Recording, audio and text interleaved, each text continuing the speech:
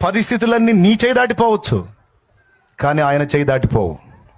దేవా నాకు ఏ దారి కనపడట్లేదు దేవా, నువ్వు దేవుని ముందంటే నీకు ఒక్కటి కూడా కనపట్లేదు, ఒక్క దారి కూడా లేదు, ఒక్కటి కూడా కనపట్లేదు బ్రో, నాకు 100 దారిలో నేను పిచ్చోడా పద అంటాడు.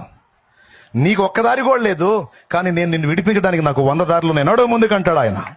దేవునికి స్తోత్రం కలుగునుగాక. అది ఆయన పట్టు, అది ఆయన బలం, ఆయన జ్ఞానం. విడిపించలేదా భక్తులను అలాగా? ఆయన నిన్ను పిచ్చిగా ప్రేమిస్తున్నాడు. ఏం ప్రేమియటమో ఏమో, అంతసేపు ప్రేమిస్తే మరి అప్పులు తీసేయచ్చుగా అల్లాడిపోతుంటే, కాదన్న వడ్డీలు గట్లే సత్తంటే. అంతసేపు నన్ను ప్రేమిస్తే ఆ తాగుబోతాడు మార్చవచ్చుగా, రోజు సాగుకొడుతున్నాడు నన్ను. డౌట్లు.